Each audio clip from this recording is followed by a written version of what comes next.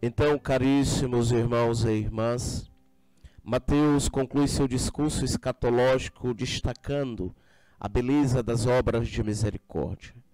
Apresenta que no julgamento final, aquilo que será aqui realizado com amor, com dedicação, será para nós um alívio diante de Deus no julgamento final.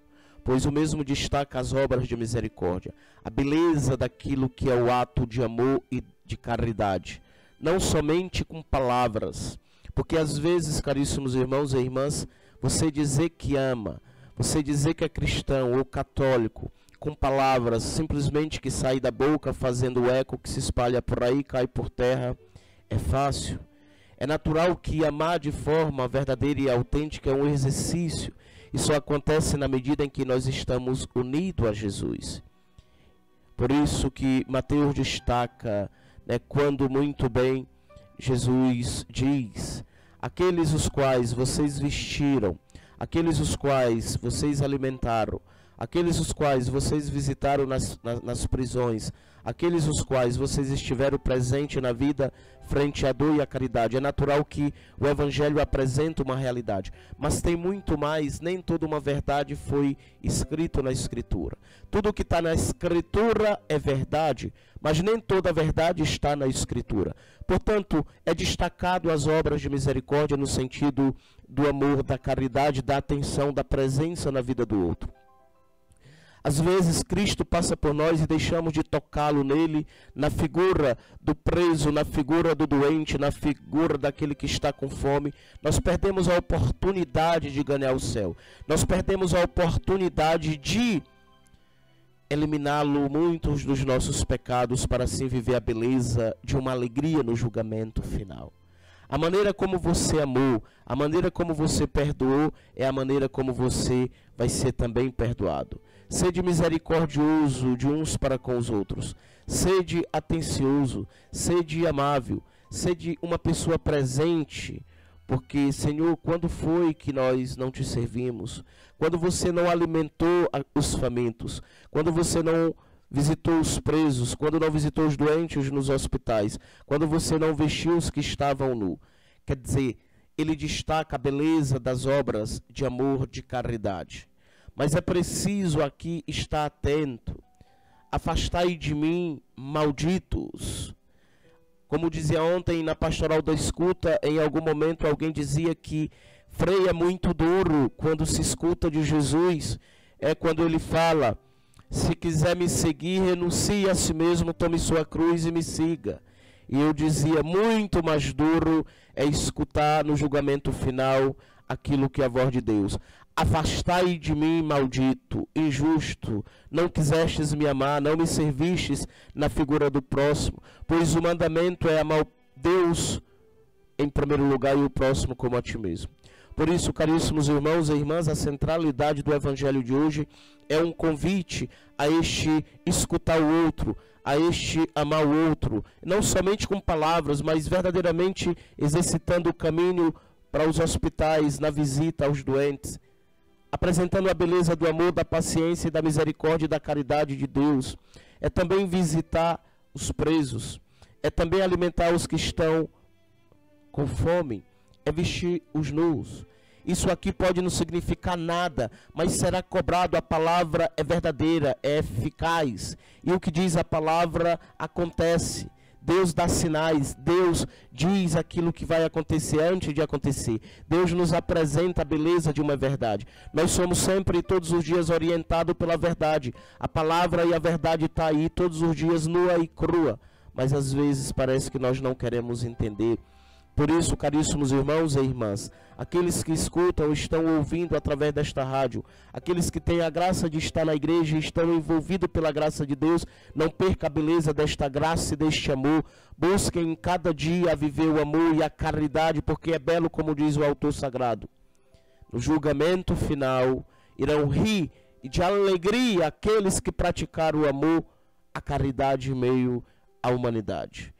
Parece, amados irmãos e irmãs, que vivemos um sono que não mais se acaba. no sentido de não buscar estar atento àquilo que é o sinal de Deus, no sentido de não buscar estar atento àquilo que é a vida de oração, aquilo que é o combustível que faz do cristão alguém mais vivo, alguém mais animado, alguém que se torna capaz, não pelos méritos, mas pela graça de Deus, de superar dificuldade, de superar o desânimo, de superar as doenças, de superar as dores, de superar os conflitos e todas as guerras interiores que tem dentro, porque somente Deus em um momento nos anima e nos fortalece. Sem Ele a gente se torna muito fraco, debilitado, incapaz de orientar e conduzir a vida, porque nós somos, caríssimos irmãos e irmãs, seres fracos, debilitados pelo pecado original. Se não fizermos um momento para refletir, meditar e buscar amar este Deus que nos amou por primeiro, daqui a pouco nós vamos afundar. Por isso que é preciso, não é fácil, Frei, é difícil, mas aos pés de Jesus, na capela, na igreja, na casa, no quarto, é sempre no trabalho, onde quer que tu esteja, volta a mente e o coração para Deus, desenvolva esse diálogo, porque tu estará entrando em uma atmosfera com o sobrenatural, que é o que vai fortalecer, porque nossa essência é Deus, e sem Ele a gente entra em uma realidade de caos. E eu dizia e repito, maldito, afastai de mim, vai para o inferno, pois ali está o demônio e os seus anjos, e todos aqueles que não usaram a liberdade para amar Deus, e assim viver o reino do céu, já na terra, amando, cuidando e zelando, participando da vida do outro, pois nascemos para o outro. Parece estranho, e quando reflito aquilo que dizia Fulton, um grande sacerdote, o padre não se pertence a si mesmo. Você também não pertence a você mesmo. O pai e a mãe não se pertencem, eles são para os filhos. O padre são para as ovelhas. Nós somos uns para os outros. Por isso que tem que entrar este ato de amor e de caridade. Às vezes é difícil e cada um de vocês sabe o quanto dói, mas é preciso exercitar este ato de amor, esta presença na vida do outro. Duro será verdadeiramente não escutar: quem quiser me seguir, renuncie a si mesmo, tome sua cruz e me siga. Não, não é duro, não é duro, é belo, é seguir Cristo. E quem renuncia a si mesmo em prol de um ideal maior, descobre que aqui está o sentido da vida, descobre que verdadeiramente aqui está a alegria, descobre que aqui está a paz, descobre que aqui está a felicidade, descobre que aqui está o amor autêntico e verdadeiro, e que sem ele não é possível amá-lo. E quando se renuncia a si mesmo, é natural que pela mortificação da carne, do eu e do ego, dói um pouco, mas depois é gerado em nós uma harmonia, uma alegria, uma paz que é dada por Deus, que nos fortalece, e assim verdadeiramente entende e compreende que aqui está o amor de Deus. E a cruz se torna mais leve, porque quem ama e se une a Jesus é homem e mulher capaz de suportar a dor e o sofrimento, e assim capaz de levar a cruz. E quando não mais pode levar a cruz, Jesus te ajuda a levar. Funciona assim, é assim. Isso é a verdade, isso é o amor, isso é a beleza de um amor expressado no alto da cruz, quando Deus entrega o Filho, e o Filho ali sangrando é Deus dizendo: eu te amo, eu te amo. É o Filho de Deus que dá a vida em prol da salvação da humanidade. É Deus, amados irmãos e irmãs, dizendo: eu te amo. E quando o homem e uma mulher se unem a Jesus, nega a si mesmo, abraça a beleza da cruz e segue Jesus. Seguir significa dizer, passar pela experiência da dor, do sacrifício, de tudo aquilo que se apresenta na vida, que é o Calvário que devemos trilhar, para depois viver a experiência da ressurreição. Quão belo é aquele homem escutar à frente de Deus no julgamento final. Feliz és tu, porque exercitou na vida e no dia a dia o amor, uniu-te a mim, uniu-te ao teu próximo, como foi orientado, conduzido e apresentado a lei, e assim o amor na figura do meu filho. Amados irmãos e irmãs, é preciso vigiar também. O evangelho de hoje é um convite à vigilância, a estar atento, pois não sabemos também nem o dia e nem a hora. Às vezes escutamos nossos padres, escutamos pessoas dizendo: Frei, mas por que meu sobrinho? Frei, por que no acidente de avião ou de navio foi meu sobrinho? Minha mãe, minha filha, meu tio? Frei, por que na Ásia, no tsunami, foi o fulano e o ciclano?